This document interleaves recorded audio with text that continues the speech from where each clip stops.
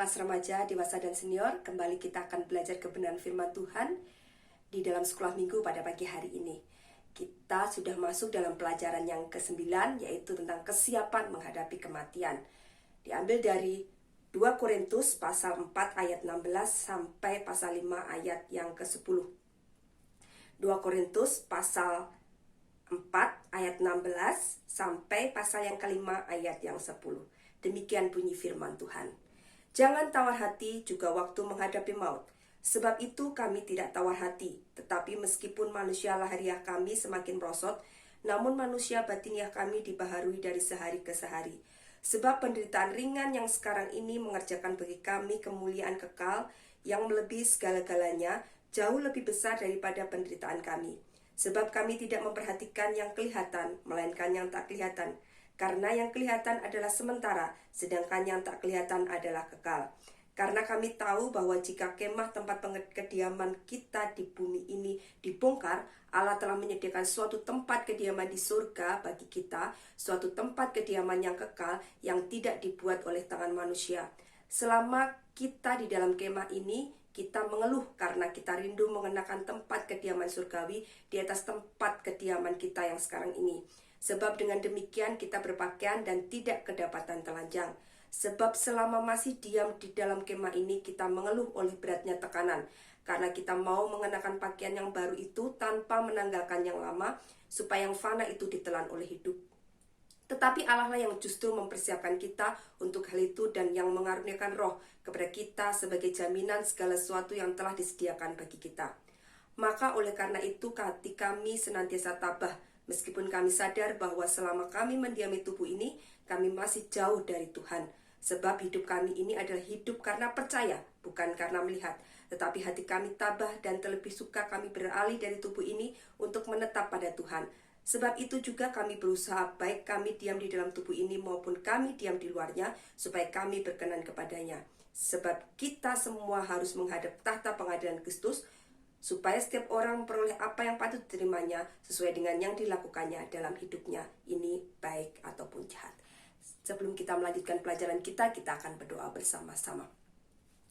Allah Bapa yang bertahta di atas kerajaan surga, kami mengucap syukur karena kebaikan-Mu, sehingga pada pagi hari ini kami masih Engkau perkenankan untuk belajar kebenaran firman-Mu melalui sekolah minggu. Tuhan tolong kami, berikan hikmat dan pengertian di dalam hati kami supaya kami boleh mengerti dan memahami setiap pengajaran yang kami terima pada pagi hari ini, sehingga kami terus semakin bertumbuh di dalam kasih Kristus, bertumbuh di dalam pengenalan yang benar akan Engkau. Terima kasih Bapa, kami serahkan setiap kami masing-masing, dimanapun kami berada, Engkau menyertai, memberkati. Dalam keadaan apapun, Engkau yang akan memberikan yang terbaik dalam kehidupan kami. Engkau tahu kebutuhan kami, Engkau yang mencukupkan. Engkau tahu kesulitan kami, Engkau akan berikan jalan keluar. Engkau tahu segala keluh kesah kami dan sakit penyakit kami, maka Engkau yang akan memulihkan dan menyembuhkan kami semua. Terima kasih Bapa, terima kasih. Kami siap mendengar firman-Mu, kami siap belajar kebenaran firman-Mu. Biarlah Engkau yang berbicara atas setiap kami. Di dalam nama Tuhan Yesus Kristus kami sudah berdoa dan mengucap syukur. Amin.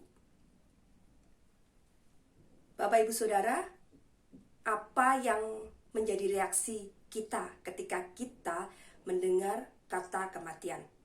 Apakah kita menjadi takut, menjadi gelisah, atau tawar hati, atau sebaliknya? Kita bersukacita dan kita memiliki keyakinan yang penuh terhadap Tuhan kita, bahwa kita akan mendapatkan sesuatu yang indah setelah kita mengalami kematian. Josh Barna pernah melakukan sebuah survei kepada beberapa orang, dan 25% dari mereka yang disurvei mengatakan bahwa mereka tidak bisa mengetahui apa yang akan terjadi setelah mereka meninggal. Ketidaktahuan atau paling tidak ketidakpastian apa yang akan terjadi setelah mereka meninggal membuat banyak orang tidak siap mengalami kematian. Orang menjadi takut, gentar, kehilangan semangat dan tawar hatinya ketika melihat tubuh-tubuh mereka yang seiring dengan bertambahnya usia semakin lemah, keriput, dan sakit-sakitan. Tetapi berbeda sekali dengan orang Kristen. Orang Kristen tidak takut, tidak gentar dan tawar hati ketika mendengar kata kematian. Karena orang Kristen mempunyai pengetahuan yang benar, sesuatu yang indah dunia yang tidak kelihatan, yang mereka ketahui telah dijanjikan Tuhan di dalam kehidupan mereka. Kita perhatikan ayat yang ke-1 pasal yang ke-5. Di situ ada kata-kata bahwa kami tahu, menyatakan bahwa ada pengetahuan yang dimiliki oleh semua orang percaya. Dan pengetahuan itu bukan suatu yang dihasilkan dari penyelidikan atau dasar filosofi atau pengetahuan secara logis yang hasil pemikiran manusia, tetapi pengetahuan itu didapatkan oleh karena Tuhan Allah sendiri yang menjanjikannya di dalam kehidupan setiap orang yang percaya. Pengetahuan apa saja yang dimiliki oleh orang-orang percaya yang membuat mereka tidak menjadi takut dan gentar saat menghadapi kematian.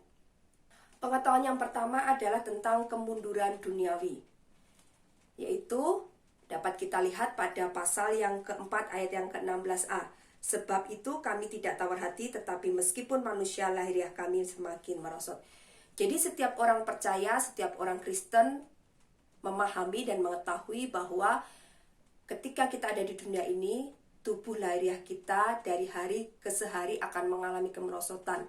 Yang dulunya kuat menjadi semakin bertambah usia akan semakin lemah. Yang dulunya sehat semakin bertambah usia akan datang berbagai macam penyakit. Yang dulunya tampan, cantik, kulit kencang, dengan bertambahnya usia muncul keriput dan tanda-tanda penuaan yang lainnya yang mengurangi kecantikan dan ketampanan kita. Nah, itulah yang terjadi kepada tubuh lahiriah kita. Tubuh lahir kita yang Rasul Paulus juga sebut sebagai tubuh yang fana atau bejana tanah liat atau kemah. Di sini menggambarkan hal-hal tersebut, menggambarkan bahwa semuanya itu adalah bersifat sementara atau tidak kekal. Tetapi penderitaan yang kita alami di dunia ini bukan sesuatu hal yang bisa merusak atau bisa merusak tubuh batiniah kita. Kalau pada ayat yang ke-16b dikatakan, namun manusia batiniah kami dibaharui dari hari ke hari. Jadi sebaliknya, ketika manusia lahiriah kita mengalami kemerosotan, seharusnya lah manusia batiniah kita akan mengalami pembaharuan dari hari ke hari. Dan pada ayat yang selanjutnya, sebab penderitaan ringan, ayat 17, yang sekarang ini mengerjakan bagi kami kemuliaan kekal yang melebihi segala-galanya, jauh lebih besar daripada penderitaan kami. Ayat 18, sebab kami tidak memperhatikan yang kelihatan, melainkan yang tidak kelihatan, karena yang kelihatan adalah sementara, sedangkan yang tidak kelihatan adalah kekal. Jadi, bagi setiap orang percaya memilih pengetahuan bahwa penderitaan kita alami sekarang ini hanya bersifat sementara dan hanya sebentar saja. Semua yang kita alami di dalam dunia ini, sakit penyakit, permasalahan, tekanan, apapun itu hanya bersifat sementara dan itu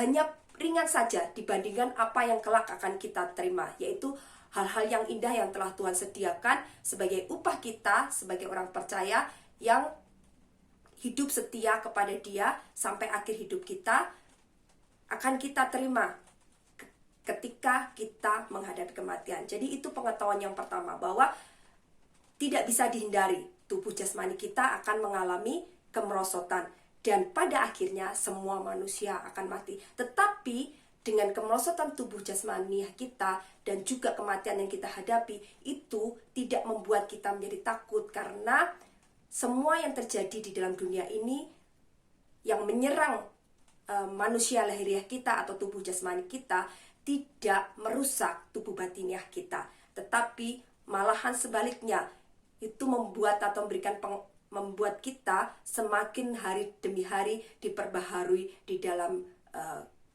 kehidupan batiniah kita di dalam Yesus Kristus. Pengetahuan yang kedua adalah pembaharuan surgawi. Orang Kristen memiliki pengetahuan tentang pembaharuan yang akan terjadi setelah kematian.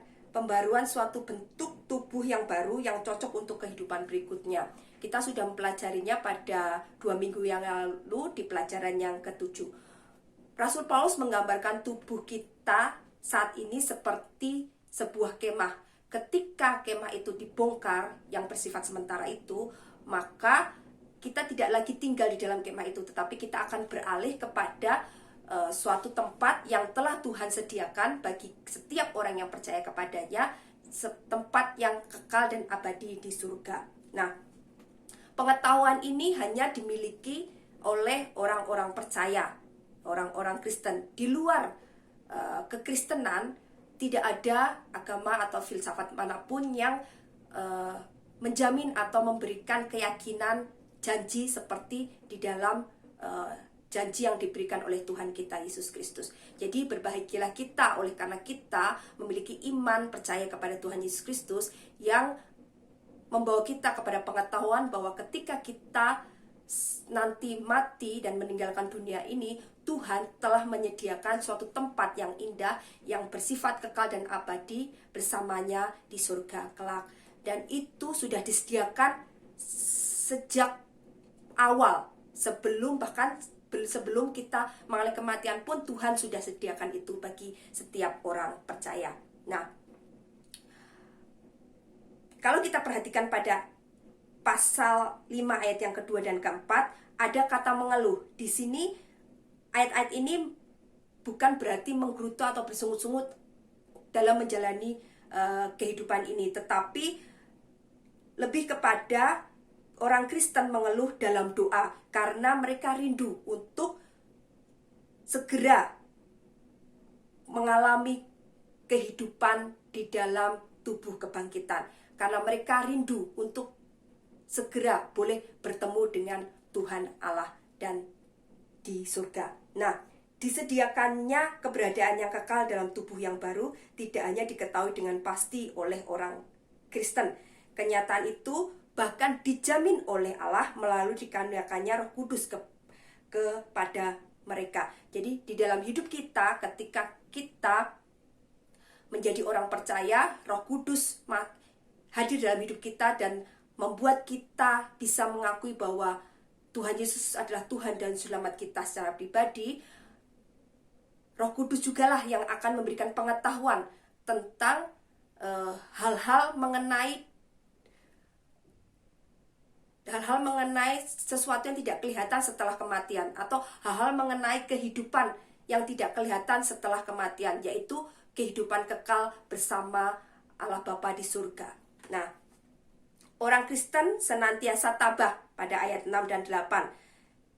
Senantiasa berdoa, mengucap syukur meskipun saat ini mereka masih jauh dari Tuhan. Dalam artian, kita jauh dari Tuhan adalah kita belum bertemu langsung dengan Tuhan. Oleh karena itu kita senantiasa mengucap syukur dan berdoa kepadanya, menanti-nantikan Dia untuk bisa bertemu secara langsung dengan Tuhan Allah kita, ya, ketika kita mengalami kematian nanti dan kita berkumpul bersama Dia di surga.